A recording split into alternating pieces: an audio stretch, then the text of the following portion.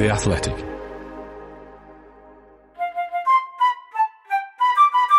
Hello, welcome to the Tifo Football Podcast. There is no Joe. Joe is moving house, so he spent his entire weekend packing, and so didn't have any time for football. So we're without him this week, or we are without him for a couple of days. He'll be back for Friday's episode. We do have JJ though. Hello, JJ. Hello. And Alex has returned from holiday. Hello, Alex. I have, yes. Hello. Do you have a nice time? I read a lot of science fiction and played Civilization 6 mostly. Did you enjoy that? Yeah. I feel like we can make this pod into a bit of a safe space. There's no Joe, there's no rules. It's just, how's everyone feeling? Well, the idea of doing something that I wouldn't enjoy is counterintuitive. But yes, it was nice, thank you. When you spend quite a lot of your weekends watching football, you seem That's to really true, hate that and I most of the time. don't enjoy that. So, yeah, no, you're right. Okay, so what did we talk about today? We had a quick trip through Leeds Tottenham. We completely ignored Sheffield United Crystal Palace because nobody watched that and nobody cares because, well, they just don't. Checked in with Man City and Chelsea, talked about the upcoming Champions League final. I talked again about Burak Yilmaz and how much I love him. Did a bit on Mason Greenwood. What else did we talk about, Alex? We talked about Arsenal being a bit soft, Eric Dyer being a bit slow, and the Lens goalkeeper being quite short. They have two short goalkeepers, actually. I find it very strange.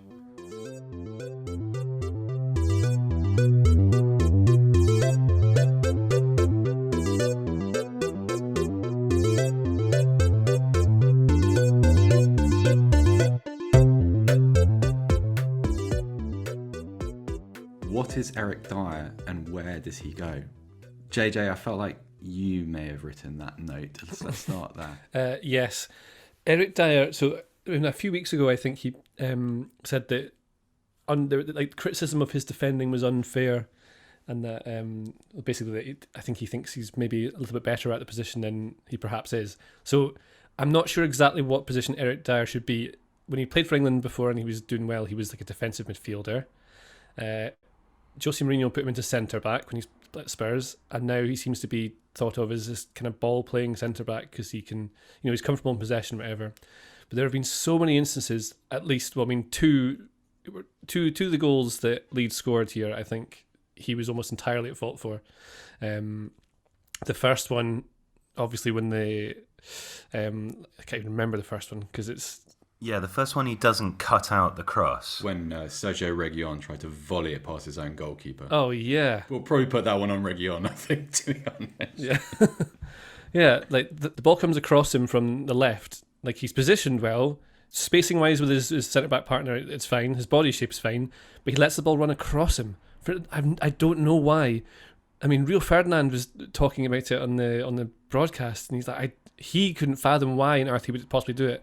But it's because he doesn't have that centre back's mind, that destructive brain where you just get rid of something first. I mean, that's one of the situations where you just get rid of it, right? And then the second one is when Bamford scores and the ball comes across him, and you can see like Dyer's flat-footed and he's not ready to pounce on it to get it away. And it's the kind of thing I think instinctively a good centre back would do. And as much as you can work with him on the training ground and you can try and coach this into him, like you need to be aware of this, he's done these same sorts of mistakes so often in that position that I wonder if it's just something that you go, right, it's not working, we'll put him into midfield again. It feels like a classic case of an identity crisis, because actually when he first came to the club, he started as a full-back or a right-sided centre-back, and he was very passable. He was a very 7 out of 10 player. Like there were moments where he's a little bit overmatched against the team's best, the league's best players, best forwards. But he was perfectly serviceable as a kind of placeholder. Other end of the pitch, Alex, you quite liked a little bit of the interplay between the front players. Talk to me about that. Pochettino vibes you write in the notes. Yeah, well, I suppose what I associated Spurs at their best with under Pochettino was this quick interplay. They would bunch 2 or 3 players particularly between the opposition defence and midfield line, and just have these very quick pass and move, 1-touch, 2-touch interplays that would put players beyond the defensive line. And you had people like Eriksen who were particularly good in tight spaces at doing that, and Kane would join in the link up. And I think part of what was good about that was that Kane dropped off less. He could still do that, and I still think Kane is a very good playmaker as a 10. But because Tottenham were playing further up the pitch and more on the front foot, that would allow him not to drift off so much. And I think Spurs at their best in this game were able, with Dele Alli's movement and Dele Alli's ability to hold the ball up in tight spaces and play little interplays with players trying to run in behind. They did generate some of that. I think the issue was that there was insufficient kind of, not cover really, but the midfield seemed kind of caught in two minds. Like Lo Celso was either too high or not high enough. Højbjerg was trying to do too much on his own. And again, to go back to this thing with Eric Dyer, if you've got two centre-backs who aren't the quickest in the world, then someone like Højbjerg is naturally thinking, I'm going to need to drop back off and cover all of the time, particularly if the fullbacks are pushing high. So I felt Spurs couldn't really kind of capitalise on the quality of some of their forward play because the team structure as a whole didn't allow them to pin Leeds back as much as they wanted to. This Højbjerg performance reminded me of, do you remember the first game of the season against Everton when we absolutely crucified Spurs on the pod a couple of days later? Yeah. And Højbjerg was dismal. And it was the same kind of tone of performance because he was like a player that hadn't been given a role but instead had been asked to cover 3 different positions. That's the thing. And he just didn't do any of them very well. It was exactly the same as that. Højbjerg needs a bit of discipline. He needs to be in a position where... parameters. Yeah, exactly this. Because otherwise he has a tendency, and he did this at Southampton at times too, he has a tendency to kind of go rogue and just rush around all over the place and be a bit rash and overcommit to challenges, vacate the defensive position that he should be occupying. And I sometimes think that's a lack of team structure. I sometimes think that he's doing it because he's not seeing enough around him. And Lo Celso's an interesting midfield partner for him. I think Lo Celso and Højbjerg would work well in a proper midfield 3 together. But in a 2, Lo Celso's quite good at pressing, but he's not a ball winner. So he will create movement towards the ball, which forces the player in possession to make choices.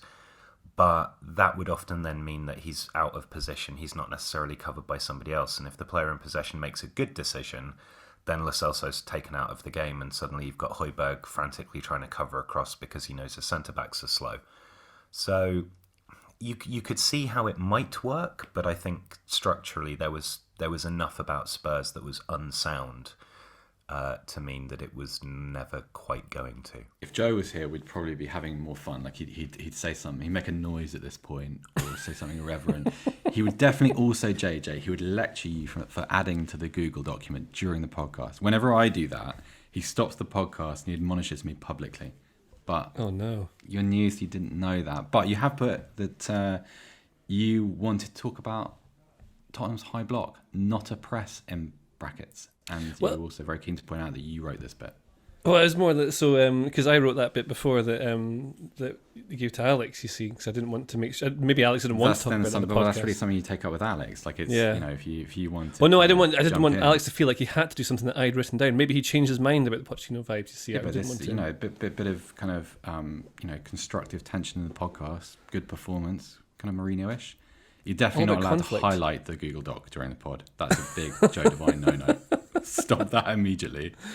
I'm not going to do that then. Also, the thing I thought, just what we're talking there, was against a team like Leeds, who obviously, they transition so quickly and they press so much. You'd think a player, it's the classic Tongi and Ndombele chat that people would have, but you'd think he would be the kind of player that would suit that role that Lo Celso was given.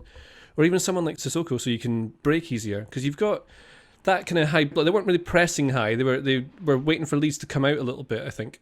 So they had Kane, Bale and Son were quite happy to pitch, but they weren't engaging early. They were waiting for them to come out.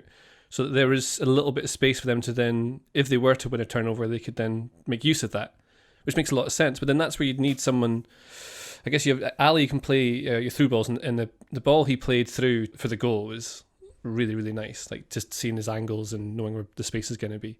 But then if you have Lo Celso a bit deeper, he can't really do the stuff you need him to do. And I would have thought, it's easy to say this in hindsight, obviously. I mean, Ryan Mason's come in with a plan, what he thinks is going to work. But for me, Ndombele is able to break out of a tiny little 1v1 and then get that ball forward, which would have made use of what they were trying to do there.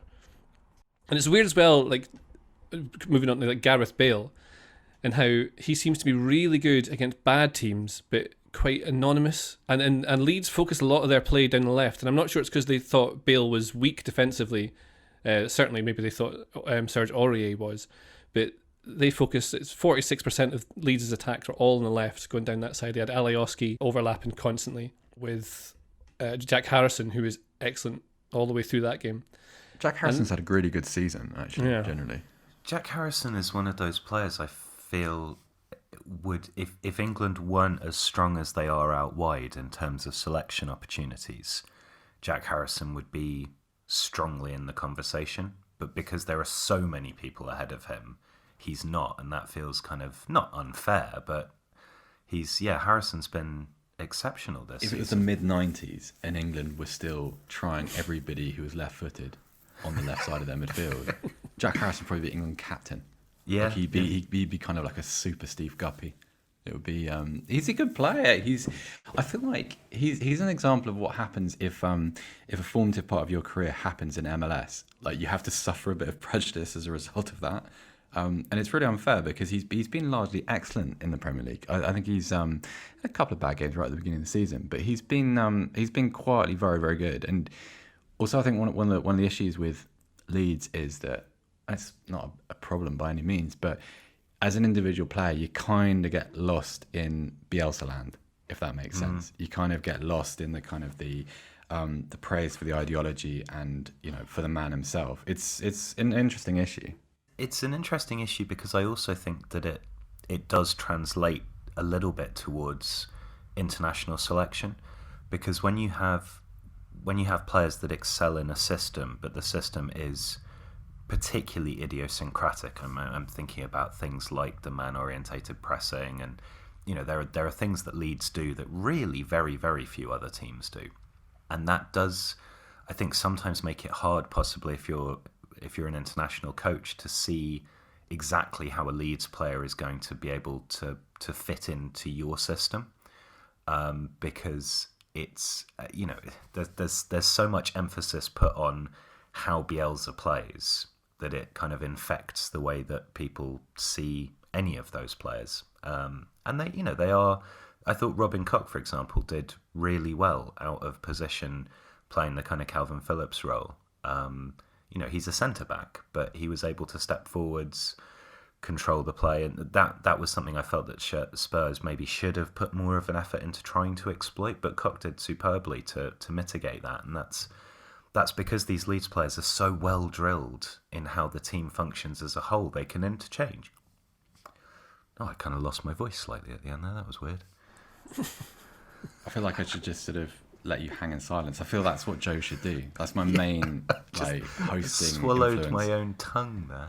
Let's see how dig a hole, deep a hole he digs himself. It's Monday. There's a lot of week to go. Right, well done, Leeds. Spurs are shit. They're still shit. Let's talk about Manchester City against Chelsea. Now, little bit of a confession. Halfway through this, I had to help my father-in-law with some digging in the garden, and that was kind of like a test of manliness. So I couldn't just say, no, I can't do this. I you have to watch the football.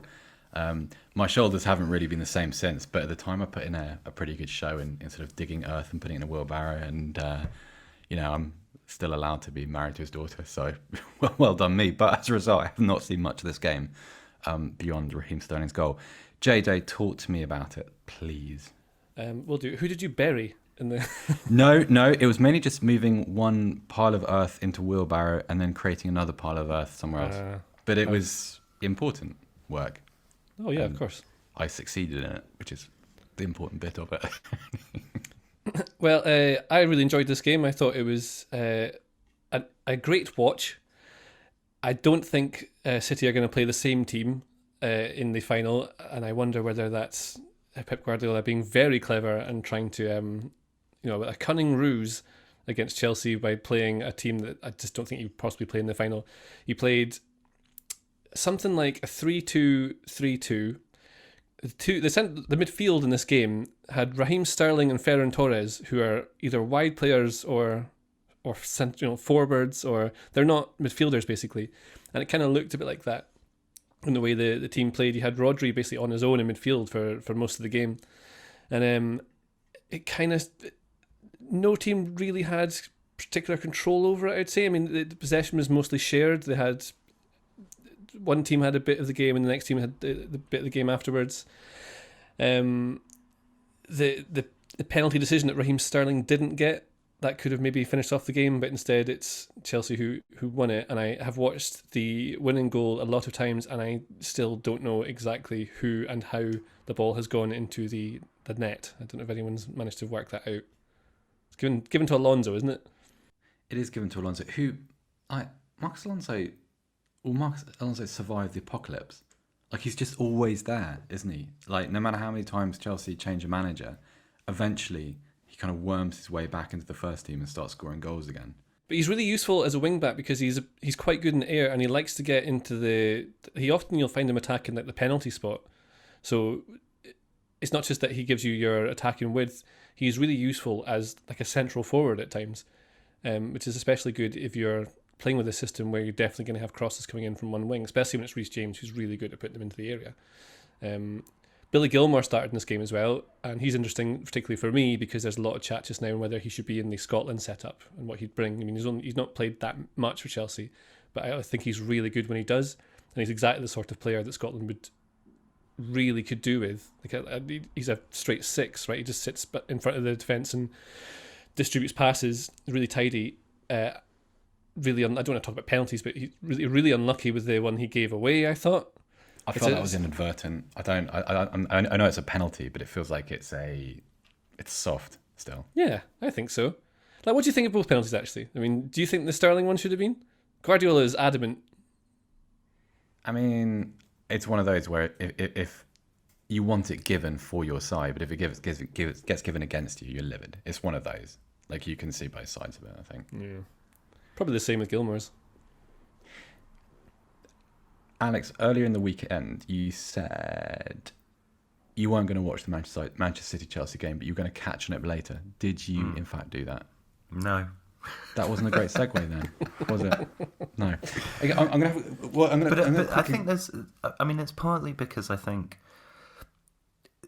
JJ's right in that it seems unlikely that the reason this match is important kind of is because of the Champions League, right? I mean, City are going to win the title anyway, and Chelsea are pushing, but it's a foretaste.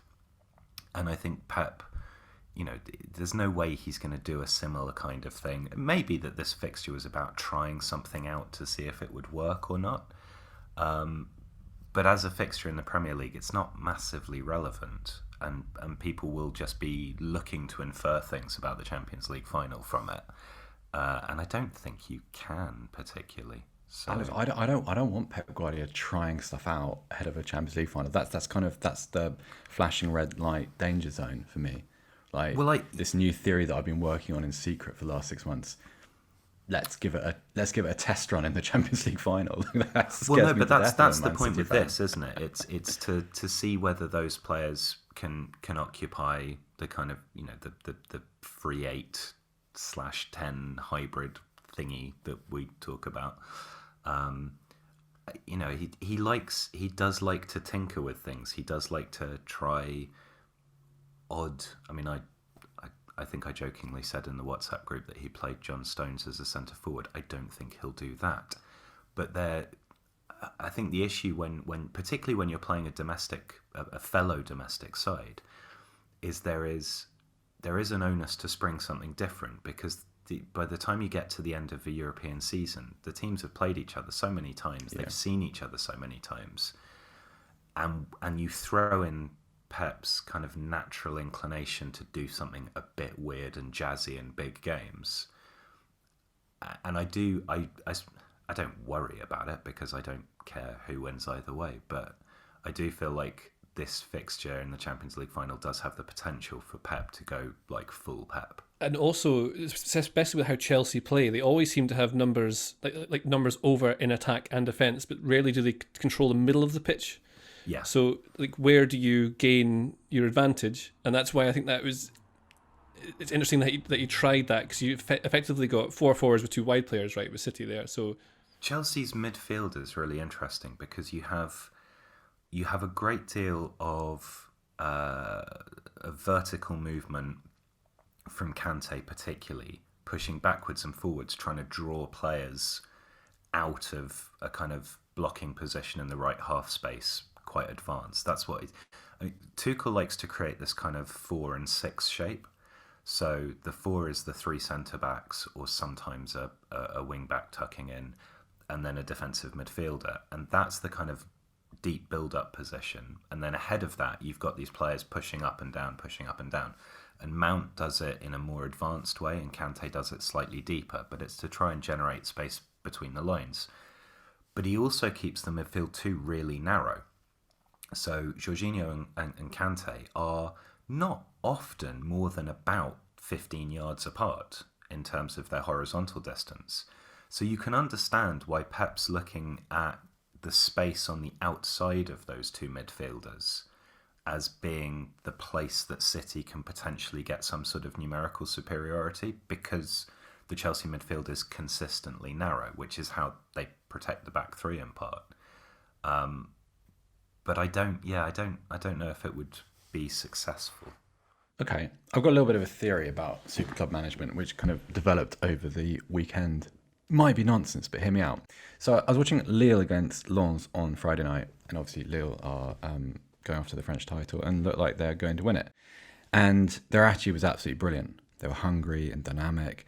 Burit Yilmaz was... I can't think of another example of a 35-year-old forward joining a new league and having that kind of impact at that stage of his career and potentially winning a title. But that second goal... It's ridiculous. It's absolutely ridiculous. Like, it's kind of... If you look back at his goals... Lens do have a very short goalkeeper. Yeah, but Lens got absolutely battered. I mean, there was never any doubt about who was going to win that from the moment that the penalty was given. And they're in 6th as well. Yeah, they're not a bad side. Anyway, the point is that I then watched Paris Saint-Germain on Sunday night, and they were absolutely atrocious. They were the kind of awful in that cliched way where it was like watching a teenager play FIFA a little bit. Like, skills in space, pointless, playing at jogging pace, very self-indulgent, rightly dropped points, brilliant equalising header, by the way.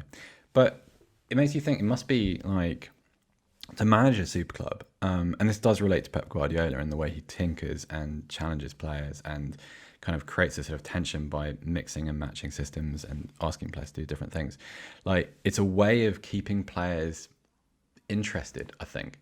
And it's not so relevant in a game between Manchester City and Chelsea, because that's obviously a top of the league clash.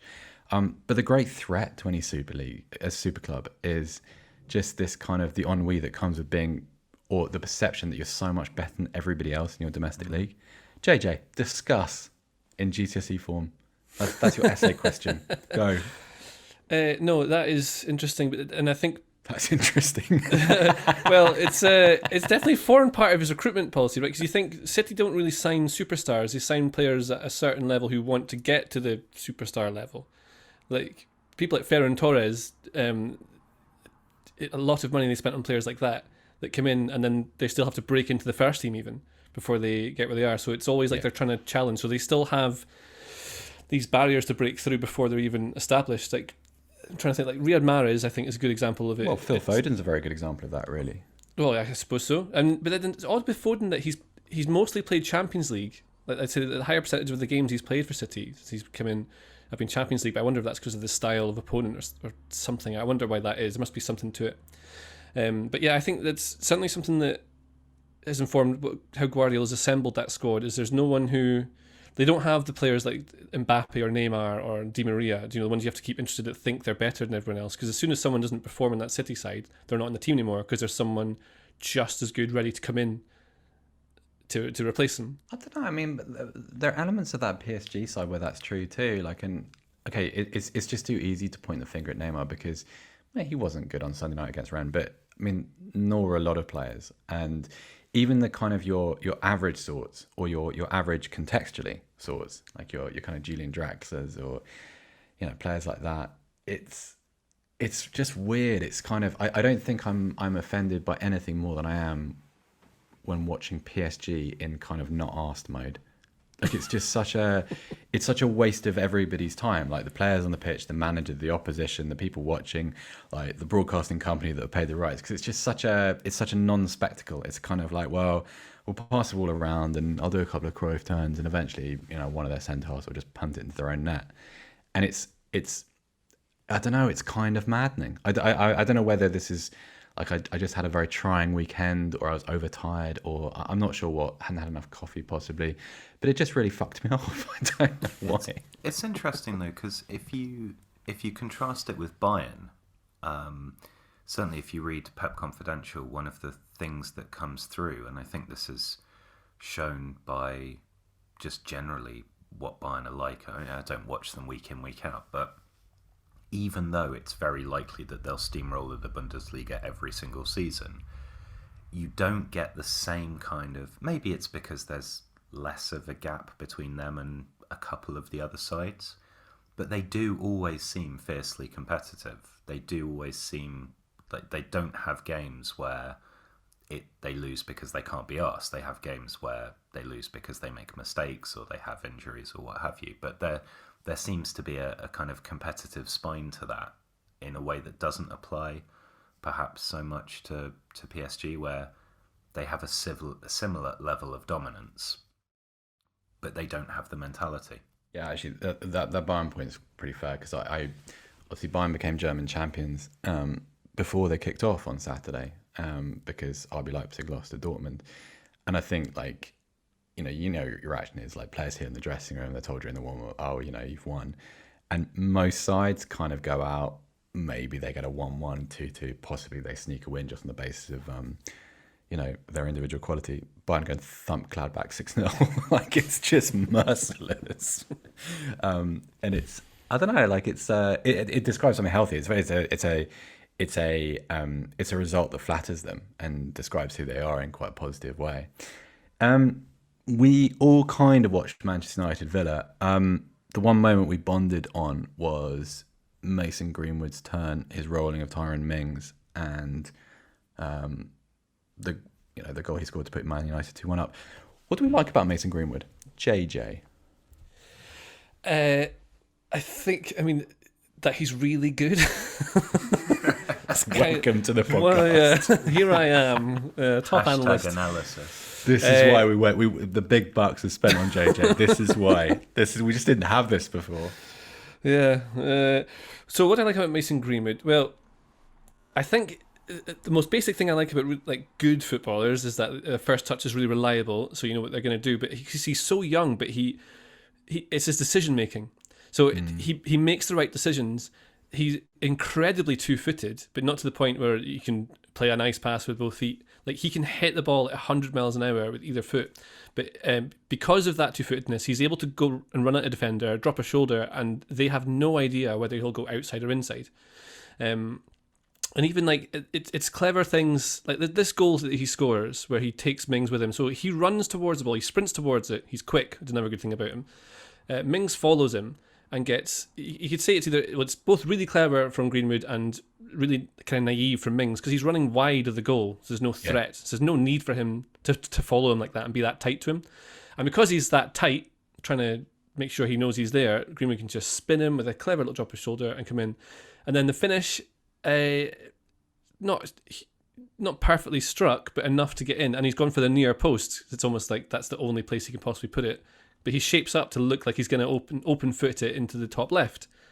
And it's everything he does is really clever, but he scores goals and affects games. He's not just there to dance around and get some nice stats here and there. He genuinely makes things happen when he's on the ball, and that's what I notice most about him, if that makes sense. There's some players who come on and they look nice, but he actually makes, like, he wins points on his own. I think he tries things. Yeah. Because, like, You mentioned it there. I think it's a little bit of a mistake by Tyrone Mings because he's not quite aware of where he is, and there's no need for him to follow Greenwood out towards the touchline. At the same time, though, like Greenwood's willing to put himself in the position where he'll let the ball run, and he could quite easily just surrender possession. And like if he does that in that situation, all his teammates turn to him, shrug their shoulders. His manager probably cheese him out from the touchline. But like it's an interesting personality type when a player who's that young, who's still like I wouldn't consider him he's a first team regular in the sense that we see him regularly, but he's not someone that if Man United had a cup final tomorrow, he's not going to start that game by default. He's not in that role yet. So he's still trying to prove himself. And I quite like the idea of a player trying to prove himself by taking risks rather than not making mistakes. It's kind of that like difference in character that sort of separates those two approaches. Yeah, I totally agree. And the other thing about it is, I mean, he's playing on that wide right. He can play either side. I think when he played in the youth at United, he's meant to be a striker. The thing is going to be a centre forward long term, but maybe he just doesn't have I suppose it would be like off the ball or positional skill set attributes. Things you see in Cavani, like you could put Cavani up front and know that he'll be in the right place at the right time. You can hold the ball up, do everything you want. Not sure that Greenwood's quite there yet, and he's a different sort of player to Cavani too. He's not big or tall, so it's straight away you wonder whether he can play that complete forward kind of role. So if he's then slightly daintier and it likes to move into spaces, is he more of a Thierry Henry type where he can come off into half spaces where he shoots, and that's where a lot of his goals come from that half space on either side of the penalty area where you can wrap that shot from. So if they're trying to get him to be a central striker, I'm really keen to see how they develop that, because at the moment he's not the best right-sided forward I think that United will ever have, for example. No, I agree. Alex, I think probably about 7 or 8 months ago, we did a video on Greenwood's two-footedness, which you wrote. What did you find out about him, and what is his best position long term? Well, yeah, I agree with JJ in the sense that if you're looking at him as a centre forward, you're seeing a different kind of centre forward to a Cavani, and I think it is noticeable how United do seem to play better when they've got more of a focal point, somebody who can hold the ball up a little bit. And particularly in Mings and Konsa, you've got two good centre halves. Albeit Mings did make a mistake for this goal, but you want someone to be up against them and then making those little canny runs in behind. And United, I think, appreciated having that movement. And Greenwood he's more mobile. He's a bit, I don't want to say trickier, but because he has that ability to play off either foot, and exactly as JJ describes, that means that when he's fronting up a defender, the defender doesn't know which side to put their weight on to kind of take off. I thought it was interesting with the turn. Obviously, Mings is left-footed, so his kind of natural inclination is to try and want to manoeuvre the ball towards that side so that he can try and get a tackle in with that foot. And I think Greenwood was aware of that. Similarly with the shot, he scores a lot of goals by going around, like wrapping, as JJ said.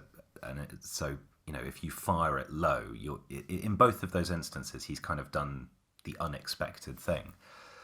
And I suppose that means that maybe, playing in a slightly unorthodox right-sided attacker who has license to drift in, that works really well, except that United don't have a right back who can compensate for that movement by pushing up and being a good attacking force. It's almost like if Greenwood were playing off the left, then Luke Shaw is the ideal fullback to have behind that. Aaron Wan-Bissaka, for all the improvements that he's made in his attacking game, is not. So I think it's a little titter from someone.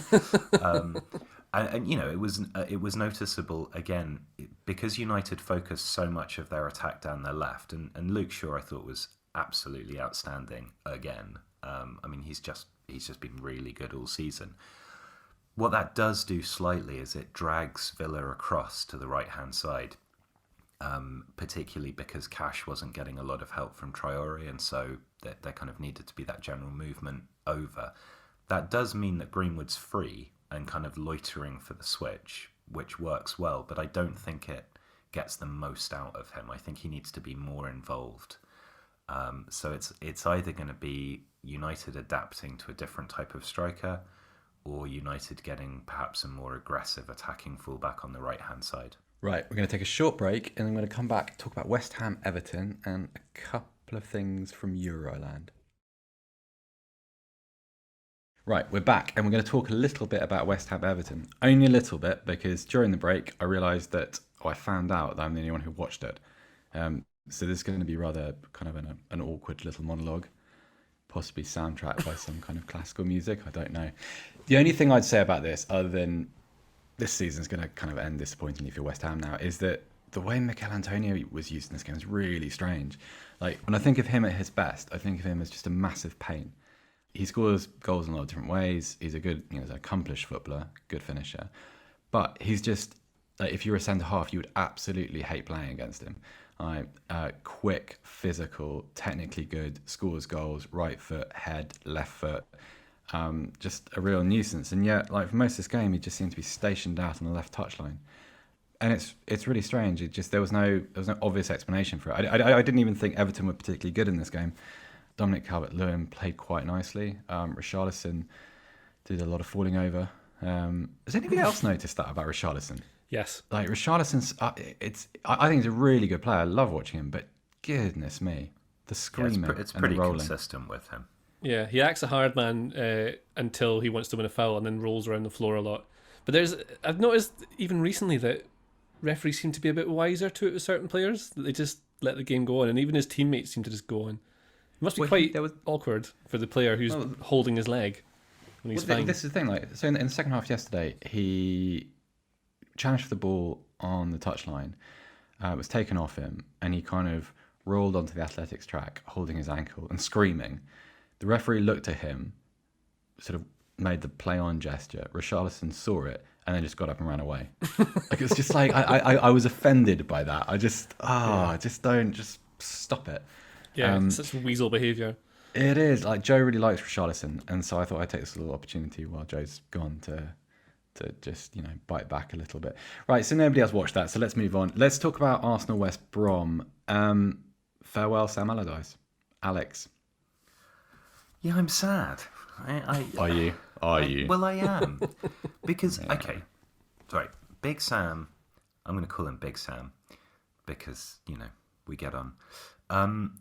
The one thing you can say about him, even if the style of football that his teams relatively often play is reductive, you can absolutely see the impact of coaching. And I thought until Arsenal scored, West Brom looked organised, they looked compact. Both the fullbacks, I thought, dealt really well with the wide players. Furlong and someone whose name I can't remember.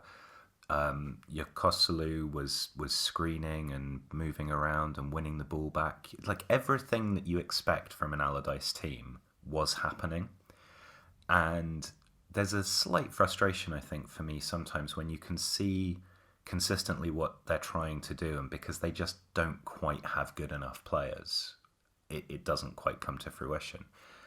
And the contrast there with Arsenal in the first half, where it was really quite hard to see what Arsenal were trying to do. Even though they had considerably better players, it looked like one team had been thoroughly coached and the other team was busking it.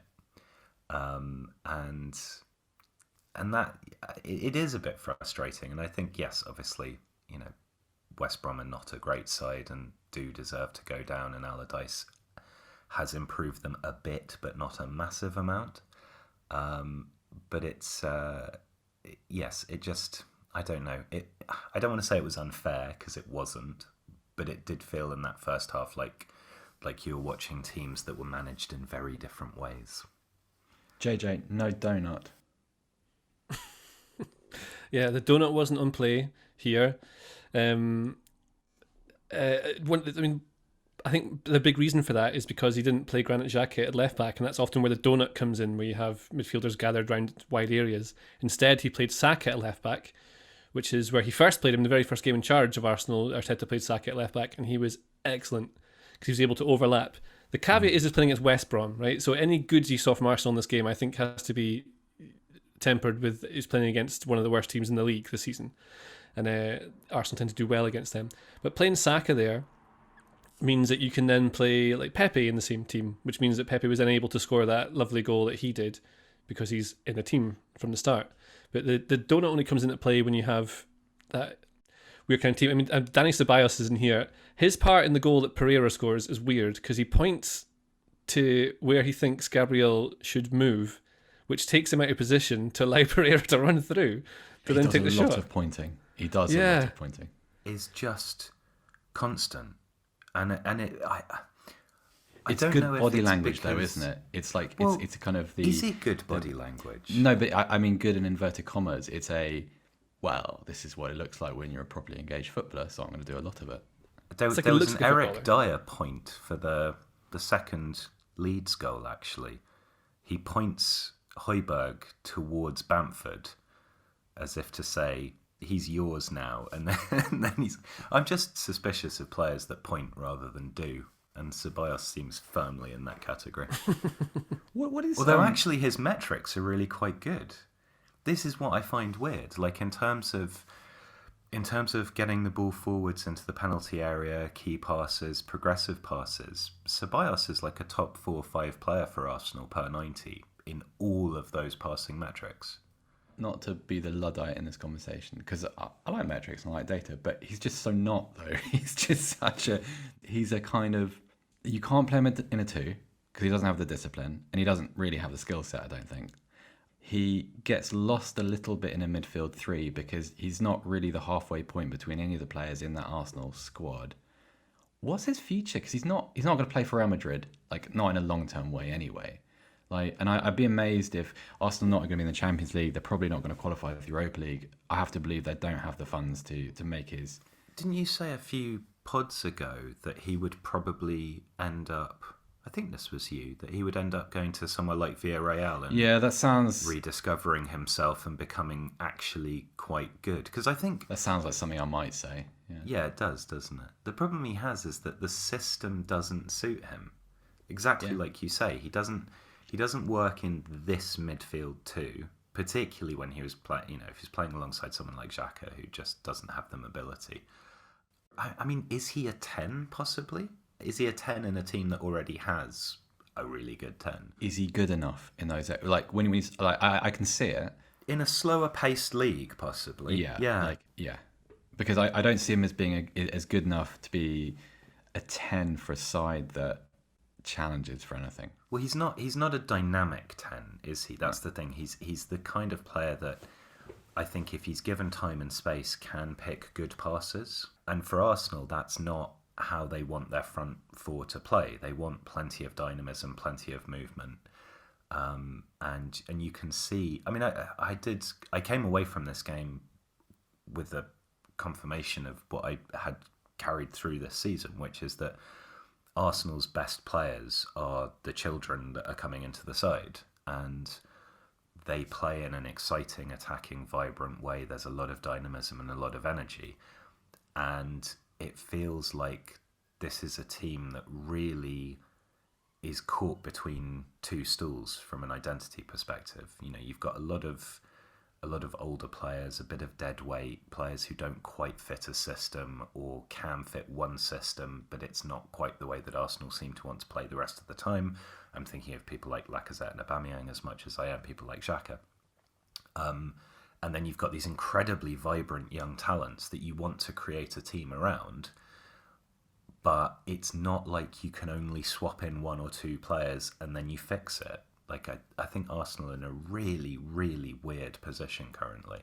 You know what's interesting, and this is kind of where this shows how sort of pervasive FIFA culture is. There seems to be this misconception that Arsenal, at the end of the season, can just sell all the players they don't like for loads of money, and then just spend all that loads of money on better players. Like, sure. Alex is right, because it's not just that they've got a lot of players on the wage bill that aren't probably going to be part of their long-term future or a good long-term future. it's that they're on high wages and they're not going to better those wages anywhere else because a lot of these players have been devalued or they've got older or their reputations have been damaged. So, for instance, you can't really change your mind about Aubameyang at this point because you've just given him a massive new contract and if anyone were willing to offer him half of what Arsenal are paying at the moment, I'd be surprised. And so you kind of just have to take it on the chin for a few years, which is just in terms of let's not get into the Arteta thing because I suspect other podcasts will do a finer job of that. But in terms of a rebuild, well, it's not going to be dramatic. You're not going to be able to ship out 10 players and bring in another 10 in one summer because football, firstly, doesn't work like that. And secondly, Arsenal don't have the resources to do one before the other. It's a nightmare. And it's that penny doesn't seem to have dropped yet. It's this is how it's going to look probably for about 5 years, I'd have thought. Watching United, who are, for me, an interesting analogue because they also have a young, previously associated with the club manager and have looked tactically a bit chaotic at times this season. Man United do feel much more like they are one or two signings away from being a really, really good side. Do you think that's also a little bit because Man United, those one or two signings could be for £60 million each potentially, whereas possibly yes. I mean, I think that is partly it, but I also think that United, it feels like they've got a lot more solidity within units. So the defence, maybe you'd upgrade Lindelof. The attacking unit, I think, has got a lot of talent, and a lot of it is quite young talent and is still developing. It feels like they're just one good distributing defensive midfielder away from becoming a proper force. Whereas Arsenal, I think you have to nail down what the identity of the team as a whole is before you can even start making those sorts of acquisitions. And it feels like there's too much of a disjunct between what Arteta appears to want to do, and I'm very, very wary about being too bullish on what a manager's actual intentions are, because I think it's really hard to say even if you watch a lot. But I don't see Arsenal being a team where a couple of signings that will fix obvious issues are going to be the difference. It feels like they're too amorphous currently. I think there's there's something Kyle Bartley shouted during the game, which I think kind of sums up what people think about, players think of Arsenal, which was, come on, one goal and they'll shit themselves.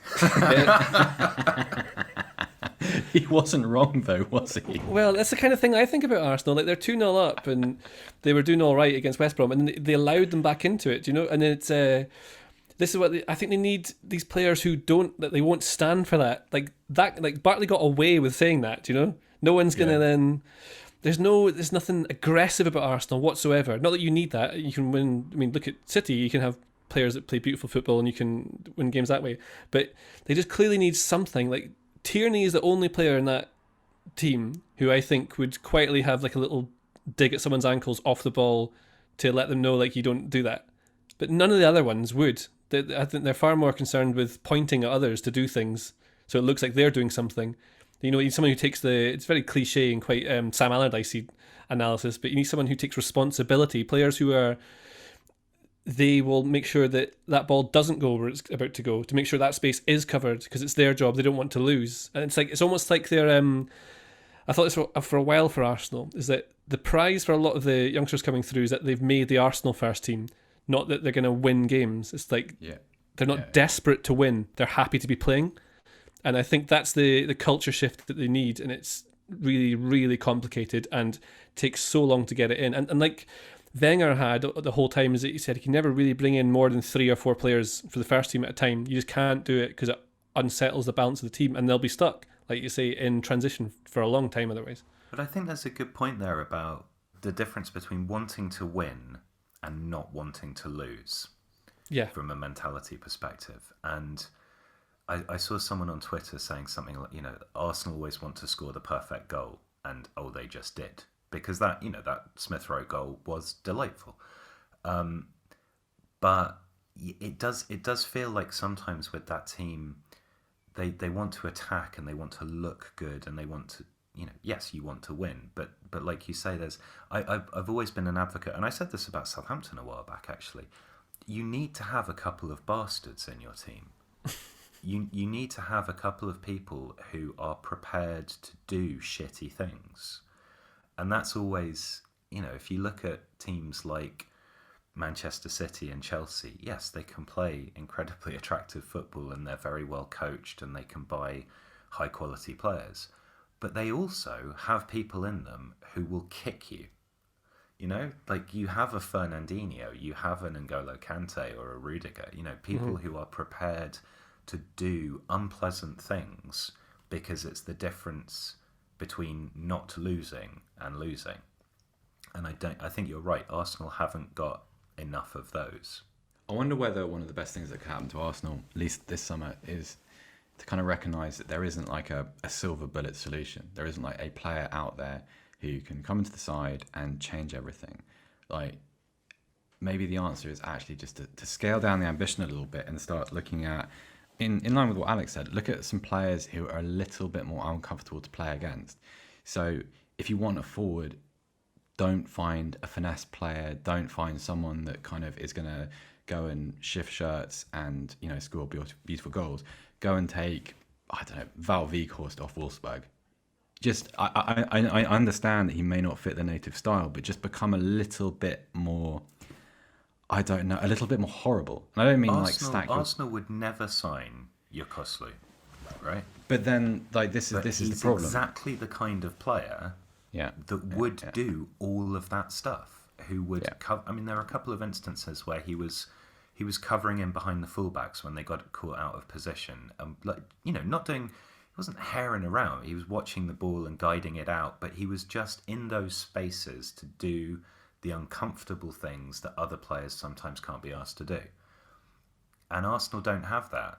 Yeah, no, I feel the reason they don't have that is because they still have a little bit of residual snobbery over who they buy in the transfer market. What is an Arsenal player?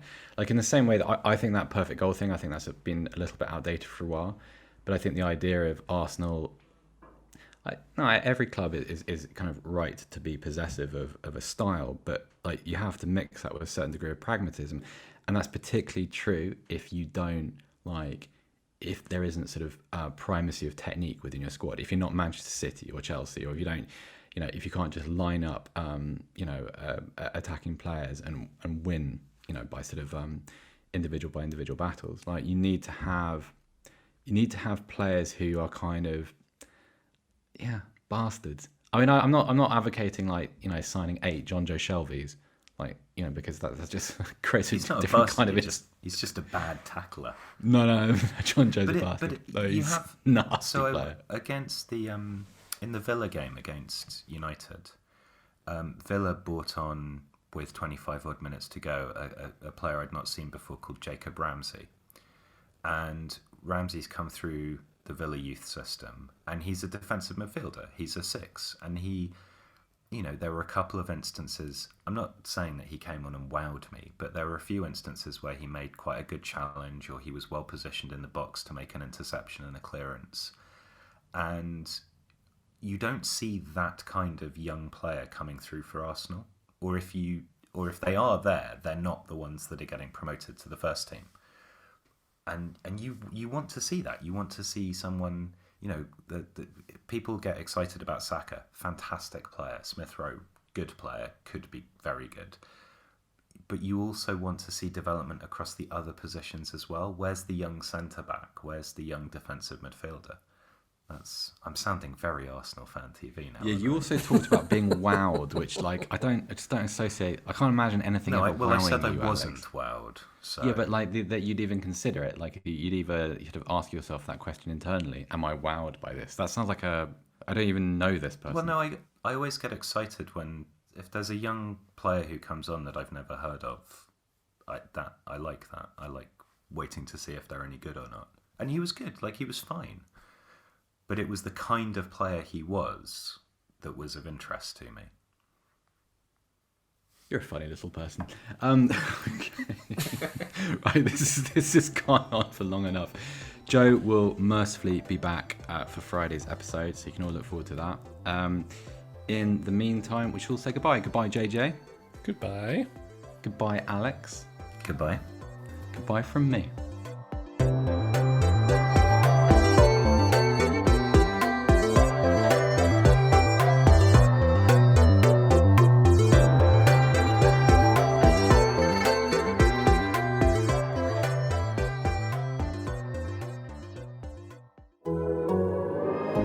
The Athletic.